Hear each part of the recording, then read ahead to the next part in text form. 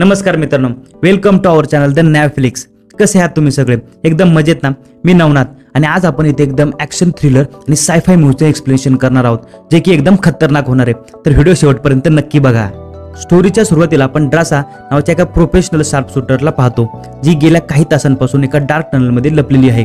ती इथे तिच्या टार्गेटची वाट पाहत आहे।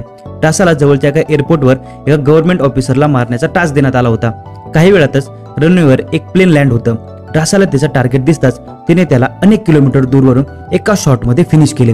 ड्रासाने हे काम इतका परफेक्टली केले की तिथे असलेल्या गार्ड्सना गोळी कोणी आणि कुठून चालवली हे कळलेच नाही। मिशन पूर्ण झाल्यावर ड्रासा तिच्या आईच्या कबरीवर जाते। तिथे तिचा डॅडी आधीच आलेला असतो।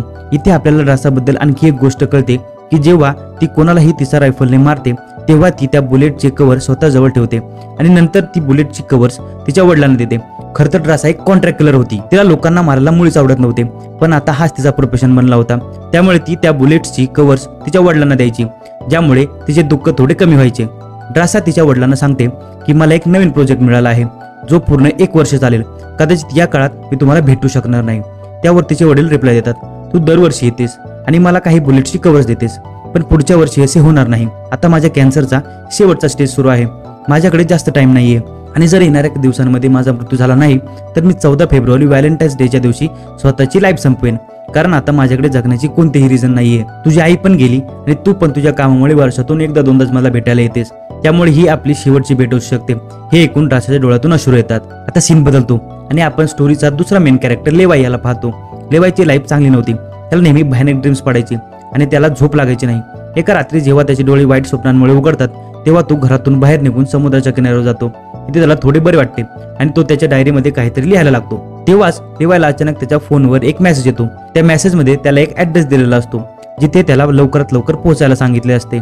लेवाई वेळ न घालवता एका मिलिटरी बेसवर पोहोचतो आणि तिथे त्याची एका लेडी ऑफिसरशी भेट होते, जिचं नाव बार्तो असतं। बोलताना आपल्याला कळते की लेवाई एक कॉमन पर्सन नसून एक आर्मी ऑफिसर होता, पण आता तो रिटायर्ड झाला आहे।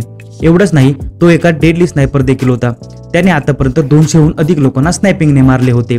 बार्तो लेवाईला म्हणते, मी तुला एक मिशनवर पाठवू इच्छिते, कारण तू एक खूप चांगला स्नायपर आहेस आणि हे फक्त तूच करू शकतोस। पण मिशनवर पाठवण्याआधी बार्तो लेवाईला एक खूप महत्त्वाचा क्वेश्चन विचारते, जर तू या मिशनवर गेलास तर तुझ्या मागे तुझी आठवण काढायला कोणी आहे का? हे ऐकून लेवाईला थोडे विचित्र वाटते, पण तो रिप्लाय देतो, नाही, या जगामध्ये आता माझे कोणीही आपले नाही। हे ऐकून लेडी लेवाईला म्हणते, तू प्रिपरेशन कर, काही तासांनी तुला त्या मिशनवर पाठवलं जाईल आणि तिथे तुला 1 वर्षासाठी राहावे लागेल। यानंतर लेवाईला बेशुद्ध केले जाते आणि जेव्हा त्याचे डोळे उघडतात तेव्हा तो स्वतःला एका एअरप्लेन मध्ये पाहतो। लेवाईला काहीच कळत नाही की त्याला कुठे घेऊन जात आहेत आणि त्याला कोणत्या प्रकारचे मिशन दिले आहे, ज्यामुळे लेवाई तिथे असलेल्या एका सोल्जरला विचारतो, मला कुठे घेऊन जात आहात? पण तो सोल्जर लेवाईच्या या प्रश्नांचे आन्सर देत नाही, फक्त इतकंच म्हणतो, तुझे ID आणि वॉच आम्हाला दे, हे सर्व तुला तेव्हा परत मिळेल जेव्हा तुझे मिशन पूर्ण होईल। थोड्या वेळाने तो सोल्जर त्याला सांगतो, आता तुझा प्लेन मधून उतरण्याची वेळ आली आहे। काही मिनिटात आपण नो फ्लाइंग झोन एरियामध्ये प्रवेश करणार आहोत। इथून पुढे जाण्याची आम्हाला परमिशन नाहीये। तो फक्त इतके सांगतो की खाली उतरल्यावर तुला एकट्याने 32 किलोमीटर नॉर्थच्या दिशेने पायी जावे लागेल, तेव्हा तू तुझ्या मिशनच्या लोकेशनवर पोहोचशील। पण लेवाईच्या डोक्यात अजूनही एकच गोष्ट होती। तो पुन्हा त्या सोल्जरला विचारतो, शेवटी आपण कुठे जात आहोत? यावर सोल्जर रिप्लाय देतो, मला या क्वेश्चनचे आन्सर देण्याची परमिशन नाहीये। माझ्या वर्दीत एक मायक्रोफोन लावला आहे, जर मी तुला या जागेबद्दल सांगितले तर मला जॉबवरून काढले जाऊ शकते किंवा मारलेही जाऊ शकते। हे ऐकून लेवाईच्या तोंडातून शब्द फुटत नाही। यानंतर त्याला एक पॅराशूट दिला जातो आणि प्लेनचा दरवाजा उघडताच लेवाई उडी मारतो आणि सेफली लँड करतो। पण खरी गेम तर आता सुरू होते। 32 किलोमीटर अंतर त्याला पायी पार करायचे होते। लेवाईला पायी चालता चालता 2 दिवस जातात आणि 2 दिवसांचा लांब प्रवास पार केल्यानंतर शेवटी तो त्या ठिकाणी पोहोचतो। तो पाहतो की हे एक खूपच सुनसान ठिकाण आहे, तिथे माणूस तर सोडा, पक्षी दिसत नाही। तेव्हा त्याची जेडी नावाच्या एका माणसाची भेट होते। जेडी 1 वर्षासाठी इथे मिशनवर होता, आता त्याची ड्युटी संपली आहे, त्यामुळे आता लेवाई त्याची जागा घेणार होता। जेडी लेवाईला एका वॉच टॉवरकडे घेऊन जातो। टॉवरच्या वर पोहोचल्यावर लेवाईला अजूनही कळत नव्हते की त्याला इथे काय काम करायचे आहे। हाच क्वेश्चन जेव्हा तो जेडीला विचारतो तेव्हा जेडी रिप्लाय होतो, इथे खूप मोठी आणि खोल दरी आहे, त्याला गॉर्ज असे नाव दिले आहे। ही एक खूपच मिस्टिरियस आणि खोल दरी आहे, त्याच्या बॉटम पर्यंत आजपर्यंत कोणीही पोहोचू शकले नाही। तुझे काम खूप सिंपल आहे, तुला या दरीची पहारेदारी करायची आहे। यानंतर तू लेवाईला इथले स्ट्रिक्ट रूल सांगतो। तो म्हणतो, तू इथे महिन्यातून एकदाच हेडक्वार्टरला फोन लावू शकतोस, काही झाले तरी तू बाहेरच्या जगाशी संपर्क साधण्याचा होप ठेवू नकोस। हा टावर, ज्याला आपण वेस्ट टावर म्हणतो, त्याच्या ठीक समोर ईस्ट टावर आहे तो रशियाचा आहे. तिथेही एक गार्ड त्याची ड्युटी करत आहे, पण तुम्ही दोघांमध्ये कोणताही कॉन्टॅक्ट करण्याची परमिशन नाहीये. तुला फक्त तुझ्या ड्युटीवर लक्ष द्यायचे आहे. आणि हो, येणाऱ्या धोक्यासाठी नेहमी रेडी राहा, कारण इथे तुझ्यावर कधीही अटॅक होऊ शकतो. इथे ऑटोमॅटिक गन्स आणि त्यांची खूप सारी लँडमाइन्स लावलेले आहेत. जर ऑटोमॅटिक गन्समध्ये बुलेट संपल्या तर त्यांना नेहमी रिलोड करून ठेव, कारण हल्ल्याच्या वेळी ऑटोमॅटिक गन्स तुझ्या खूप कामाला येतील.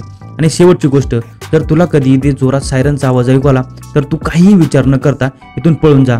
जेडी म्हणतो, मला पण माहीत नाही की असे का सांगितले आहे, पण मला जे मागच्या ड्युटी वर्करने सांगितले आहे तेच मी तुला सांगतो आहे. लेवाय त्याच्या सर्व गोष्टी नीट ऐकून घेतो, पण त्याचा क्वेश्चन एकच होता. तो विचारतो, शेवटी इथे असे काय आहे यासाठी इतकी स्ट्रिक्ट सिक्युरिटी लावली आहे? तेव्हा जेडी एक ग्रेनेड काढतो आणि तो त्या खोल दरीत फेकतो. ग्रेनेड दरीच्या खोल भागात जसा धमाका करतो तिथून एक विचित्र भयानक आवाज घुमू लागतो. तो आवाज कोणत्याही माणसाचा नव्हता, तो एखाद्या अशा गोष्टीचा होता जी अंधारात लपलेली होती. जेडी लेवाईकडे पाहतो आणि म्हणतो, जो आवाज तू ऐकत आहेस तो त्या क्रिएचर्सचा आहे, यांना आपण हॉलोमॅन म्हणतो.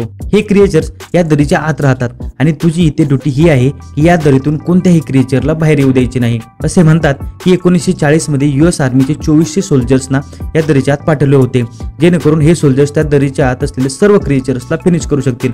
पण आजपर्यंत त्यापैकी एकही सोल्जर जिवंत परत आला नाही. यानंतर जेडी लेवायला प्रत्येक गोष्टीची पूर्ण इन्फॉर्मेशन देऊन घरी परत जाण्यासाठी प्रिपरेशन करू लागला, कारण त्याने इथे 1 वर्षाची ड्युटी पूर्ण केली होती. आता लेवायला इथे 1 वर्षासाठी ड्युटी द्यायची होती. जेडी लेवायला निरोप देऊन इथून निघतो. तो खूप आनंदी होता, कारण 1 वर्षानंतर तो घरी जाणार होता. पण त्याला माहित नव्हते की पुढे त्याच्यासोबत एक अशी गोष्ट होणार होती याचा विचार करून ही भीती वाटते. लोकेशनवर पोहोचल्यावर जेडी जसा रेड स्मोक करतो तेव्हा त्याला घेण्यासाठी एक हेलिकॉप्टर येते. ते हेलिकॉप्टर त्याच्यासाठी खाली दोरी फेकते आणि जेडी त्या दोरीच्या साहाय्याने हेलिकॉप्टरमध्ये चढू लागतो. हेलिकॉप्टरमध्ये बसलेला एक सोल्जर आधी जेडीची आयडेंटिटी कन्फर्म करतो. जेडी त्याला त्याची पूर्ण इन्फॉर्मेशन देतो.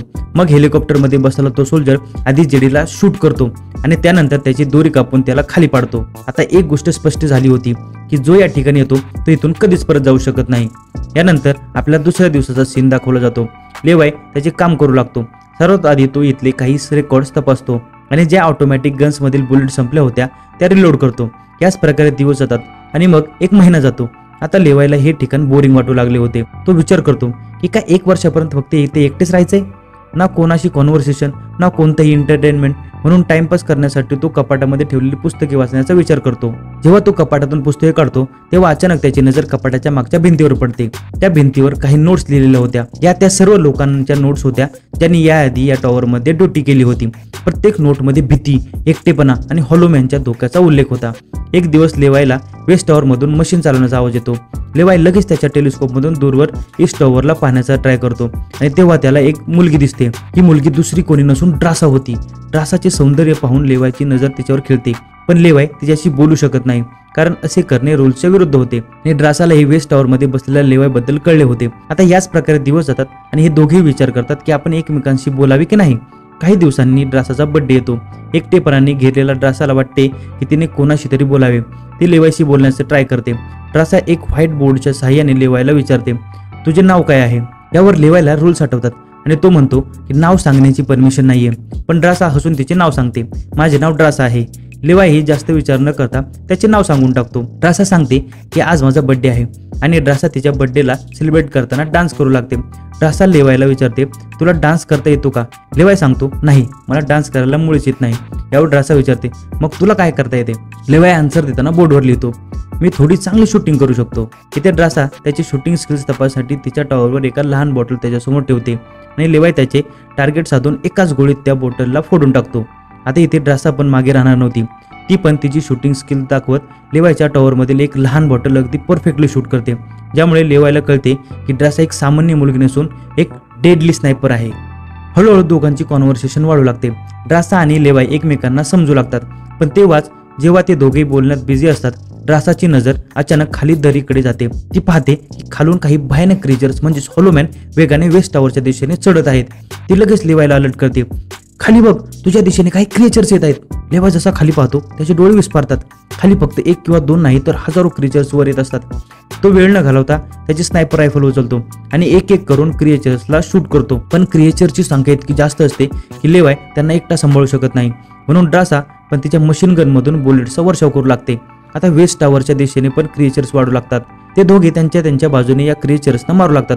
पण तेव्हाच लेवाय पाहतो की एक क्रिएचर वर ड्रासाच्या टॉवरपर्यंत पोहोचला आहे आणि तो क्रिएचर जसा ड्रासावर अटॅक करणार असतो तेव्हा लेवाय ईस्ट टॉवर मधून त्याच्या जबर स्नायपिंग स्किल्सचा वापर करून त्या क्रिएचरला मारून टाकतो। आता लेवाय आणि ड्रासा दोघांनाही जाणीव होते की या डेंजरस प्लेसवर जिवंत राहायचे असेल तर त्यांना मिळून लढावे लागेल। सर्व काही सावरल्यानंतर ड्रासा सांगते, हा माझा लाईफ मधील सर्वात चांगला बर्थडे होता। पुढच्या सकाळी लेवाय खाली लावलेले लँडमाइन्स ठीक करतो आणि ऑटोमॅटिक गन्स रिलोड करतो तेव्हा अचानक दरीतून एक ड्रोन बाहेर येतो। तो ड्रोन काही सेकंदासाठी लेवायकडे पाहतो। ड्रोन विचित्र प्रकारे स्कॅन करतो। हे पाहून लेवाय हैराण होतो आणि त्याला काहीच कळत नाही की हा ड्रोन का आणि कोणासाठी पाठवला गेला होता। अशा प्रकारे दिवस जातात आणि मग महिने जातात। त्या दोघांची फ्रेंडशिप झाल्यावर आता त्यांचे दिवस चांगले जात होते आणि आता त्यांना लोनलीनेस मुळीच जाणवत नव्हता। पण एक दिवस ड्रासा खूप सॅड असते कारण आज 14 फेब होता आणि तिला आठवते की तिच्या वडिलांनी सांगितले होते की जर कॅन्सरमुळे येणाऱ्या काही दिवसांमध्ये डेथ झाला नाही तर तो 14 फेबच्या दिवशी स्वतःला मारून टाकेल। आणि इथे ड्रासा बोर्डवर लिहून लेवायला सांगते, आज मी स्वतःला खूप एकटी महसूस करत आहे। आज जर माझ्यासोबत कोणी असतं तर खूप चांगलं झालं असतं। लेवायला पण पहिल्या दिवसापासूनच ड्रासाला भेटण्याची विश होती आणि आज तो स्वतःला थांबवू शकत नाही। तो ड्रासाकडे जाण्याचा प्लॅन बनवतो। तो एका रॉकेट लॉन्चरच्या सहाय्याने ईस्ट टॉवर पर्यंत पोहोचण्याचा प्लॅन करतो। पुढच्या सकाळी तो रॉकेट लॉन्चरचा वापर करून एक मजबूत दोरी ड्रासाच्या दिशेने फेकतो। त्यानंतर ड्रासा टॉवरच्या बाहेर येते आणि ती दोरीला एका झाडाला घट्ट बांधून टाकते जेणेकरून लेवाय दोरीच्या सहाय्याने लटकून ईस्ट टॉवर पर्यंत पोहोचू शकेल। लेवाय उशीर न करता त्या दोरीच्या सहाय्याने ईस्ट टॉवरकडे जाऊ लागतो पण मध्येच तो अडकतो कारण पुढे दोरीचा उतार संपला होता। त्यामुळे आता लेवाय हातांच्या मदतीने पुढे जाऊ लागतो आणि जवळपास अर्धा तास हातांच्या मदतीने प्रवास केल्यानंतर तो ड्रासाच्या टॉवरपर्यंत पोहोचतो। ड्रासा त्यांचे वेलकम करते आणि म्हणते, तुझ्याकडून बघून घाणेरडा घामाचा वास येत आहे त्यामुळे आधी तू शॉवर घे मग मी तुला भेटेन। लेवायला हे ऐकून हसू येतं। तो काही बोलत नाही, फक्त मान हलवून मान्य करतो। ड्रासा इथे खोडकरपणा करत त्याचे क्लोथ्स दूर लपवते आणि सीसीटीव्ही कॅमेऱ्याच्या सहाय्याने लेवायला पाहत असते जो टॉवर मधील शॉवर मध्ये आंघोळ करत असतो। त्यानंतर लेवाय आणि ड्रासा एकत्र बसून खूप वेळ गप्पा मारतात। ड्रासा त्याला तिची पूर्ण स्टोरी सांगते आणि सांगते की या जगामध्ये आता माझे कोणीच राहिले नाही, फक्त माझे फादर जिवंत होते पण कालच्या दिवशी त्यांनी स्वतःला मारून टाकले असेल। इथे लेवाय पण ड्रासा रात्री येणाऱ्या भयानक नाईटमेअर बद्दल आणि त्या दिवसांबद्दलचे किस्से सांगतो जेव्हा तो US आर्मी मध्ये होता। अशा प्रकारे बोलता बोलता रात्र होते। ड्रासा इथे एक सॉफ्ट म्युझिक लावते।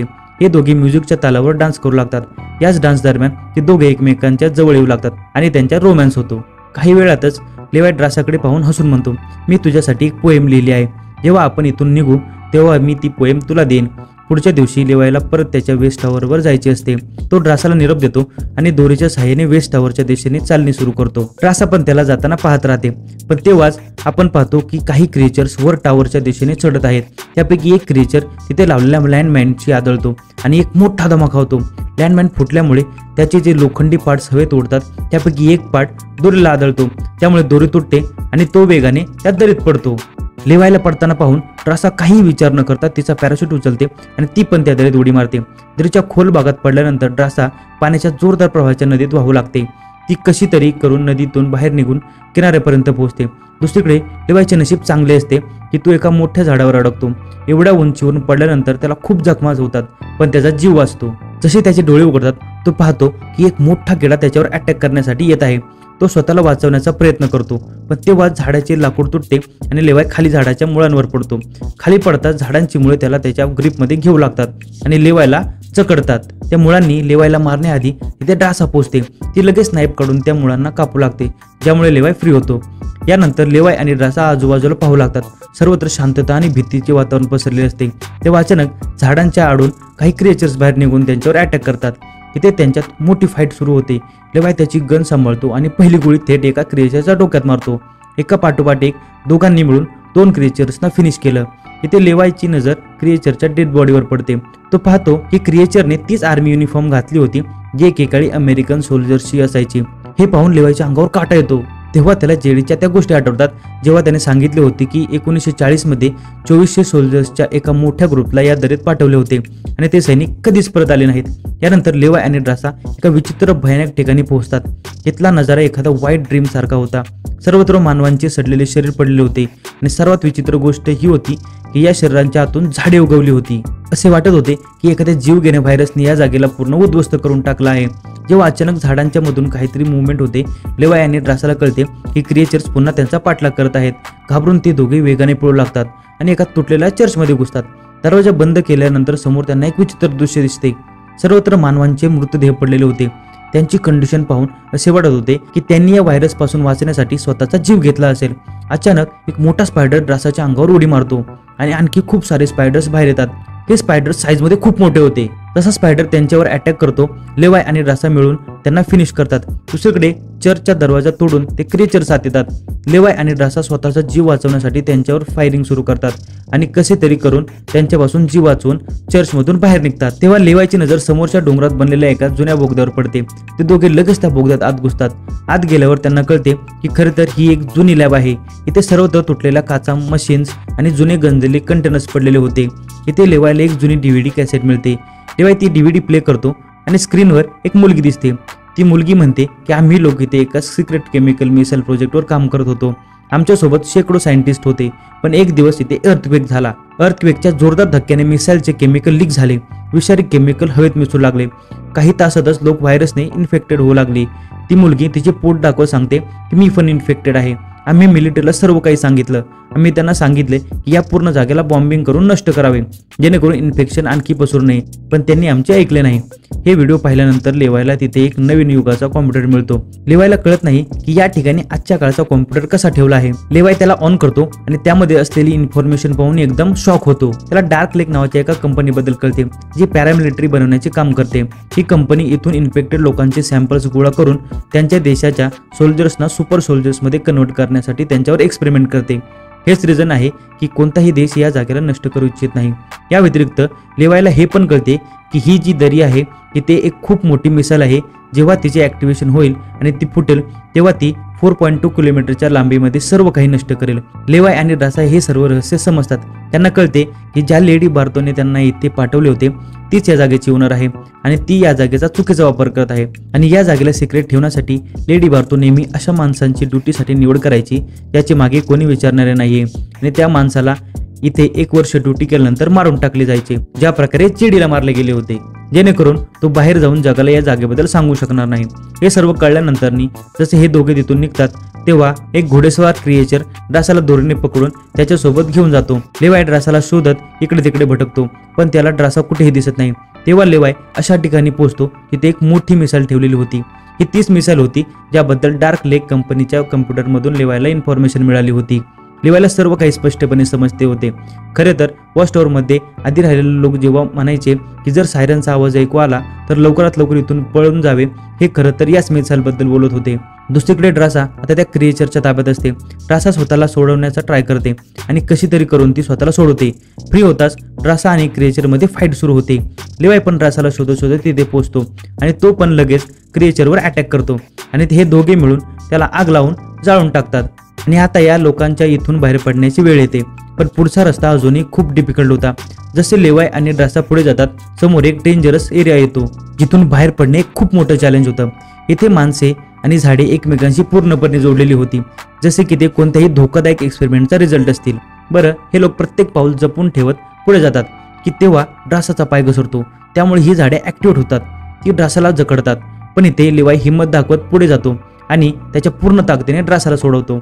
तो बॉम्बचा वापर करून तिथल्या पूर्ण प्लॅनेट सिस्टमला उडवून टाकतो. लेवाय ड्रासाला घेऊन तिथून बाहेर निघतो. थोडं पुढे गेल्यावर त्यांना एक गॅरेज दिसते, जिथे एक कार उभी दिसते. हे दोघे लगेच त्या कारमध्ये बसतात आणि त्या जागेतून निघण्याचा प्रयत्न करू लागतात. शेवटी काही डिस्टन्स पार केल्यानंतर त्यांना एक दोरी दिसते, जी वर वॉच टॉवर पर्यंत जात होती. पण आता हे क्रिएचर्स पण त्यांचा पाठलाग करत तिथे पोहोचले होते. आता इथे दोरीला हातांनी पकडून हे लोक वर जर चढले असते तर त्या क्रिएचर्सने त्यांना मारून टाकले असते. म्हणून लेवाय हुशारीने काम करतो. तो जीपला दोरीने बांधून वर चढू लागतो. हे लोक जीपला दोरीने यासाठी बांधतात जेणेकरून हे दोघे जीप मध्ये बसून त्यांचे हात क्रिएचर सोबत लढण्यासाठी फ्री असतील.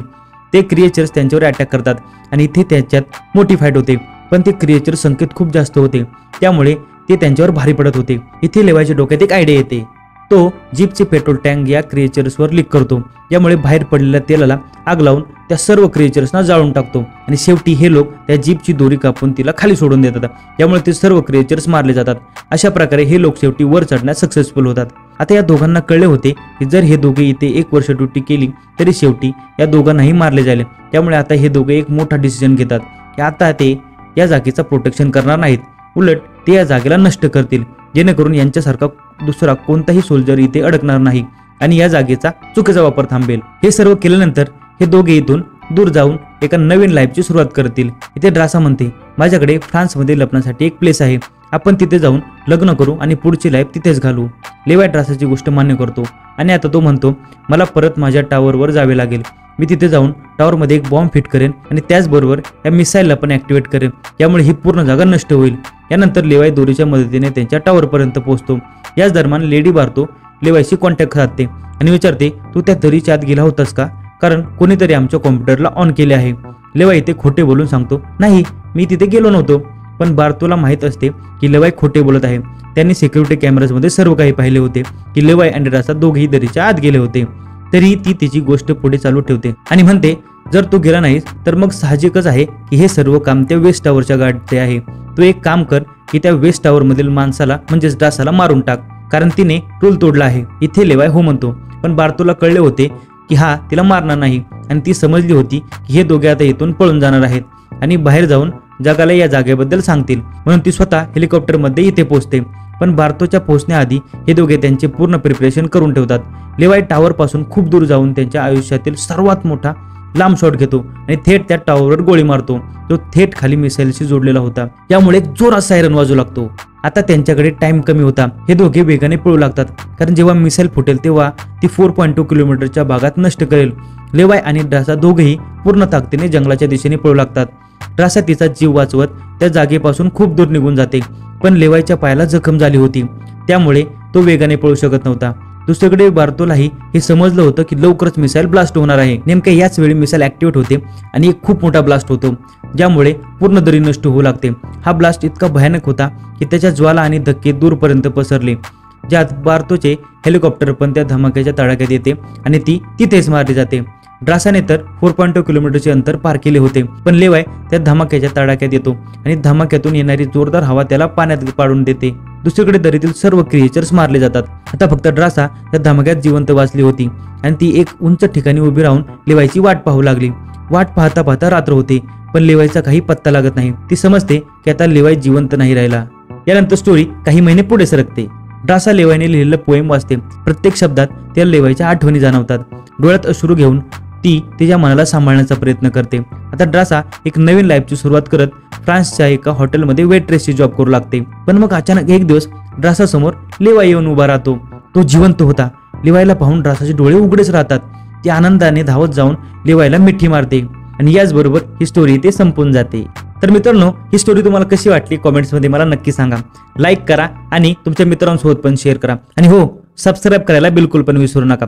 तर भेटूया पुढच्या स्टोरीमध्ये। टिल देन टेक केअर आणि स्टे क्युरियस।